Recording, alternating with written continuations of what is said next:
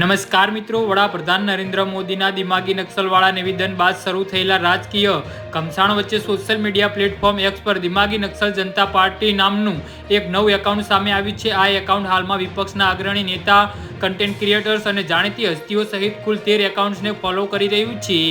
જી હા મિત્રો, અત્યારે હાલના સૌથી મોટા અને મહત્વના સમાચાર સામે આવી રહ્યા છે.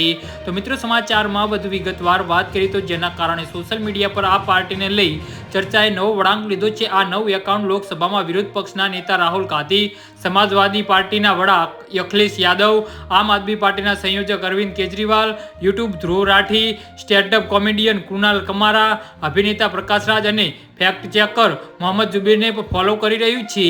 જી હા મિત્રો, આ ઉપરાંત પોલિટિકલ કોન્ટેન્ટ ક્રિએટર અર્પિત શર્મા, યુટ્યુબર શ્યામ મેહરાશી, રાજકીય વિશ્લેષણ તરુણ ગૌતમ, ડોક્ટર નિમો યાદવ, પેરો એકાઉન્ટન્ટ રાહુલ ગાંધી અને કોકરોચ જનતા પાર્ટી જેવા એકાઉન્ટ પણ તેમની ફોલોઈંગ યાદીમાં છે. આ સમગ્ર વિવાદ અંગે કેન્દ્રીય સંસદીય બાબતો મંત્રી કિરણ રિજિજુએ સ્પષ્ટતા કરી છે કે વડાપ્રધાને વિપક્ષી નેતાઓ માટે આ શબ્દ વાપર્યો નથી. જી હા મિત્રો, અત્યારે હાલના સૌથી મોટા અને મહત્વના સમાચાર સામે આવી રહ્યા છે. તો તેમણે ઉમેર્યું કે આ શબ્દ એવા લોકો માટે હતો જેઓ માઓવાદીઓનું સમર્થન કરે છે, ભારતીય બંધારણને નકારે છે, અલગાવવાદીઓ સાથે ઊભા રહે છે, આર્ટિકલ 370નું સમર્થન કરે છે, પછી પૂર્વાંચલ ભારતને જોડતા ચિકન લેક કોરિડોર કાપવાની વકીલાત કરે છે. તેમને શરજીલ ઇમામના એક જૂના નિવેદનનો વિડીયો પણ શેર કરીને આવા વિચારધારણા લોકોને દિમાગી નક્સલ ગણાવ્યા છે. જી હા મિત્રો, તો આના વિશે તમારું શું કહેવું છે?